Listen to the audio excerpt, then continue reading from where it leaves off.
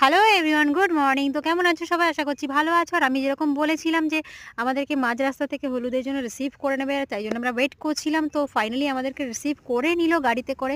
আর এখানে দেখো অনেক নতুন নতুন সদস্যরা যাচ্ছে যাদেরকে আমি চিনি না। তো চলো ওদেরকেও একবার দেখিয়ে নিই। মেয়েগুলো কিন্তু খুব মিষ্টি, আমাকে খুব ভালোবেসে ফেলেছে ওই একদিনেই ওরা।